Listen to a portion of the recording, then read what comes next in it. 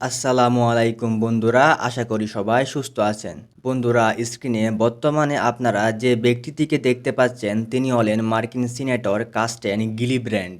গত 21শে জুলাই মার্কিন প্রতিরক্ষা মন্ত্রী ফিক হেডসেট যখন সিনেটরদের বিভিন্ন প্রশ্নের উত্তর দিচ্ছিলেন, তখন এই ব্যক্তি সরাসরি প্রতিরক্ষা মন্ত্রীর চোখে চোখ রেখে বলেন, আপনাদের কথায় আর বাস্তবতায় কোনো মিল নেই।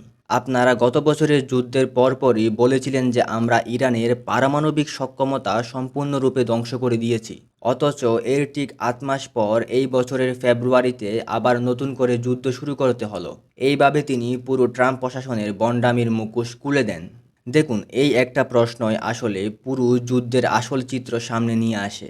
আমেরিকার রয়েছে বিশ্বের সবচেয়ে শক্তিশালী সামরিক বাহিনী, রয়েছে সবচেয়ে আধুনিক অস্ত্রভান্ডার, অথচ যুদ্ধ শুরু হওয়ার পর ৫ মাস হয়ে গেল, কিন্তু এতদিন ধরে যুদ্ধ করার পরও আমেরিকা ইরানকে হারানোর ধারে কাছেও যেতে পারে নাই।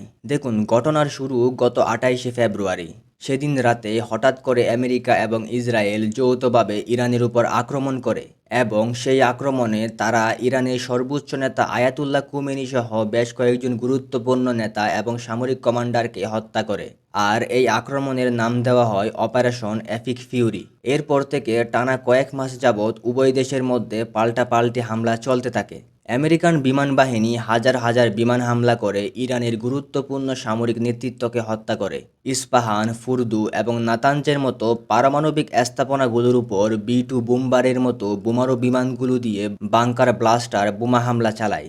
ইরানের নৌবাহিনীর বেশিরভাগ জাহাজ এবং সাবমেরিনকে ধ্বংস করে দেয়। বিমান বাহিনীকেও প্রায় অনেকটা অকার্যকর করে দেয়। কিন্তু ইরানও বসে থাকেনি, তারাও পাল্টা হামলা চালায়। তারা মধ্যপ্রাচ্যের আমেরিকান ঘাঁটিগুলোর উপর বৃষ্টির মতো মিসাইল নিক্ষেপ শুরু করে। আর তাদের এই মিসাইল এবং ড্রোন হামলায় আমেরিকার বিলিয়ন বিলিয়ন ডলারের রাডার, যুদ্ধবিমান, গোয়েন্দা বিমান, পরিবহন বিমান এবং ড্রোন ধ্বংস হয়। বাহরাইনে অবস্থিত মার্কিন নৌবাহিনীর পঞ্চম ফ্লিটের সদর দপ্তরের মতো মার্কিন ঘাঁটিগুলো ইরানের হামলায় ধ্বংসস্তূপে পরিণত হয়। এরপর কিছুদিনের জন্য পাকিস্তানের মধ্যস্থতায় ইরানের সাথে আমেরিকার একটা যুদ্ধবিরতি হয়। কিন্তু সেই যুদ্ধবিরতিও ভেঙে যায় মাসখানেকের মাথায়। শুরু হয় আবারও যুদ্ধ। এরপর থেকে আন্তর্জাতিক গণমাধ্যমে একটা প্রশ্ন নিয়ে সবচেয়ে বেশি আলোচনা হচ্ছে। আর তা হলো, আমেরিকা সামরিক শক্তিতে ইরানের চাইতে কয়েকশো গুণ এগিয়ে থাকার পরও কেন এই যুদ্ধে তারা ইরানের হাতে মার খাচ্ছে? কেন ট্রাম্পের মতো লোক, যে এক রাতের মধ্যে ভেনেজুয়েলার প্রেসিডেন্ট মাদুরোকে তুলে নিয়ে এসেছিল, সেও ইরানের সাথে চুক্তি করতে বাধ্য হচ্ছে? কেন পৃথিবীর সবচেয়ে শক্তিশালী সামরিক বাহিনী ইরানকে পরাজিত করতে পারছে না? দেখুন, এর উত্তর লুকিয়ে আছে ইরানের ভূপ্রকৃতির মধ্যেই। ইরানের পূর্ব পশ্চিম এবং দক্ষিণাঞ্চল জুড়ে ছড়িয়ে রয়েছে বিস্তৃত জাগ্রস পর্বতমালা। আর এই পাহাড়ি এলাকাকে কাজে লাগিয়ে ইরান তাদের সামরিক অবকাঠামোগুলোর প্রায় সবগুলোই বানিয়ে ফেলেছে মাটির নিচে। মিসাইল সিটি থেকে শুরু করে পারমাণবিক বাংকার, ড্রোন সিটি থেকে শুরু করে পুরো বিমান ঘাঁটি সবই তারা পাহাড়ের শত শত মিটার মাটির নিচে তৈরি করেছে। স্ক্রিনে আপনারা যে গাঁঠিটা দেখতে পাচ্ছেন এর নাম হচ্ছে ঈগল 44।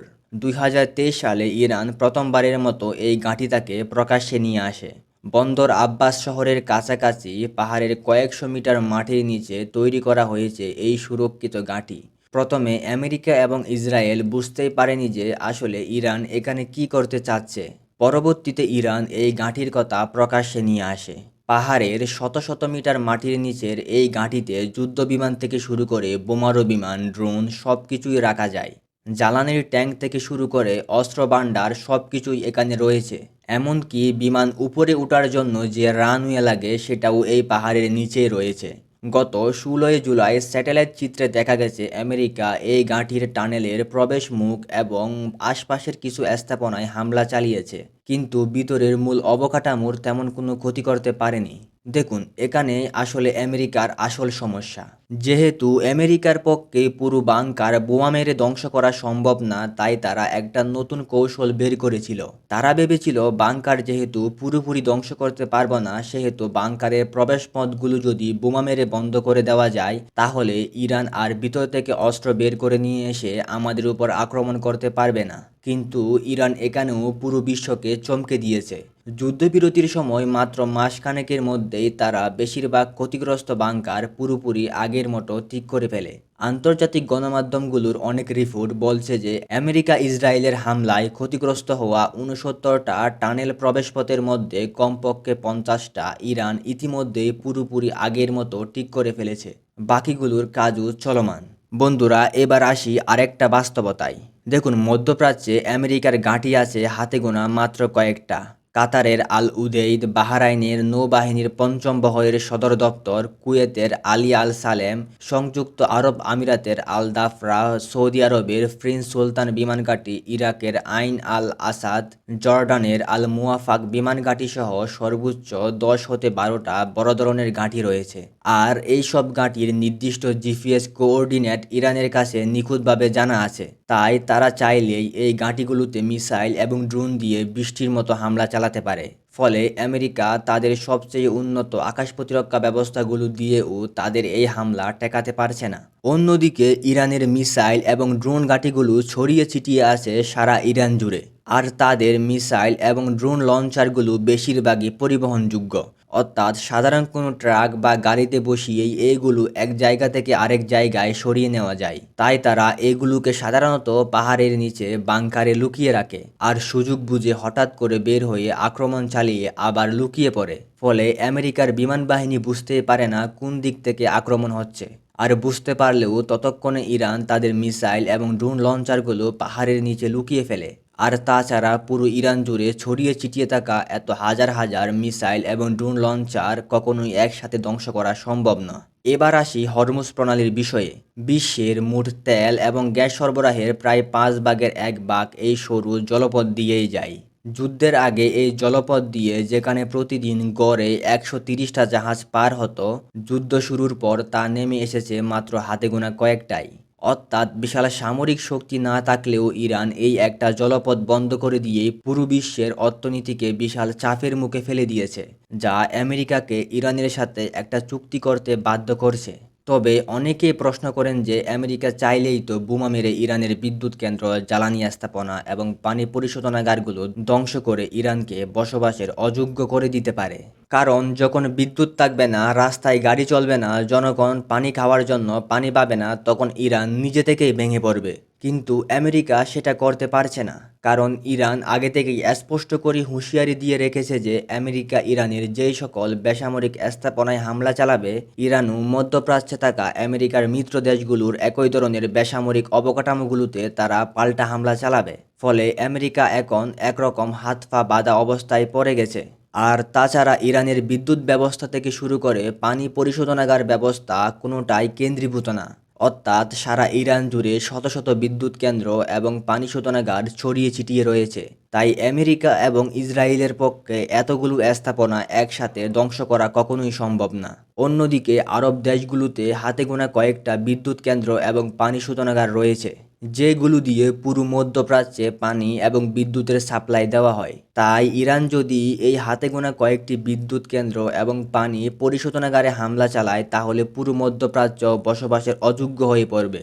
মানুষ বিদ্যুৎ এবং পানির অভাবে মারা যাবে। তাই আমেরিকা চাইলেও তেমন কিছু করতে পারছে না। বন্ধুরা, এবার আসি ইরানের সামরিক পরিকল্পনায়। ইরানের একটা বিশেষ নীতি রয়েছে, যাকে বলা হয় মোজাইক ডক্ট্রিন। এই নীতি অনুযায়ী যুদ্ধ শুরু হলে ইরানের সামরিক বাহিনী প্রতিটি প্রদেশে ভাগ হয়ে যাবে। অর্থাৎ পুরো ইরানি সেনাবাহিনী ভাগ হয়ে প্রতিটা প্রদেশে নিজেদের মতো করে প্রতিরোধ গড়ে তুলবে। তাদের নিজস্ব অস্ত্রের গুদাম রয়েছে, নিজস্ব পরিচালনা কমিটি রয়েছে। এমনকি ইরানের সামরিক কমান্ড যদি পুরোপুরি ধ্বংস হয়ে যায়, তাহলে এই স্বাধীন প্রাদেশিক সেনাবাহিনীগুলো নিজেদের সিদ্ধান্তে যে কোনো জায়গায় যে কোনো কিছুতে আক্রমণ করতে পারবে। ফলে আমেরিকা ভেনেজুয়েলার প্রেসিডেন্ট মাদুরোকে তুলে নিয়ে এসে যেভাবে একদিনের মধ্যে পুরো ভেনেজুয়েলা দখল করে নিয়েছিল, ইরানের ক্ষেত্রে তা হয়নি। ইরানের সর্বোচ্চ নেতা আয়াতুল্লাহ খুমেনিকে হত্যার পরও ইরানের শাসন ব্যবস্থা বা সামরিক নেতৃত্বের তেমন কোনো পরিবর্তন হয়নি। কারণ আয়াতুল্লাহ খামেনির মৃত্যুর পর পুরো ইরানের সেনাবাহিনী বিভিন্ন প্রাদেশিক সেনাবাহিনীতে বিভক্ত হয়ে নিজেরাই প্রতিরোধ গড়ে তোলে এবং পাল্টা হামলা চালায়। যদিও বেশিরভাগ ক্ষেত্রেই তা ইরানের সর্বোচ্চ সামরিক কমান্ডারদের নির্দেশেই হয়েছে, কারণ সামরিক সেন্ট্রাল কমান্ড তখনও অক্ষত ছিল। তবে এখানে সবচেয়ে গুরুত্বপূর্ণ বিষয় হলো ইরানি জনগণের দেশপ্রেম এবং একাত্মতা। দীর্ঘদিনের নিষেধাজ্ঞা আর একের পর এক যুদ্ধের মধ্য দিয়ে গিয়েও ইরানের সাধারণ মানুষ সরকারের পাশে দাঁড়িয়ে থাকার যে মানসিকতা দেখিয়ে আসছে তা পৃথিবীর ইতিহাসে বিরল। বিদেশি আগ্রাসনের মুখে এই ধরনের জাতীয় ঐক্য যে কোনো সামরিক শক্তির চেয়েও বড় একটা প্রতিরোধ ব্যবস্থা তৈরি করে, যা পারমাণবিক বোমা মেরেও ধ্বংস করা যায় না। আর এই সবগুলো কারণ মিলিয়েই তৈরি হয়েছে ইরানের শক্তিশালী প্রতিরোধ ব্যবস্থা, যার কারণে দুই পক্ষের শক্তির মধ্যে এত বিশাল পার্থক্য থাকা সত্ত্বেও আমেরিকা এই যুদ্ধে এত নাকানি চুবানি খাচ্ছে। এখন দেখার বিষয়, আমেরিকা কি শেষ পর্যন্ত নতুন কোনো কৌশল বের করতে পারবে, নাকি এভাবেই বিলিয়ন বিলিয়ন ডলারের অস্ত্র আর সময় খরচ করে এক দীর্ঘস্থায়ী যুদ্ধে জড়িয়ে পড়বে। তো এই বিষয়ে আপনার কি মনে হয় অবশ্যই কমেন্ট বক্সে জানাবেন। তো বন্ধুরা, আজকের মতো এখানেই বিদায়। নতুন কোনো ভিডিও নিয়ে আবার দেখা হবে। সে পর্যন্ত সবাই ভালো থাকবেন, সুস্থ থাকবেন।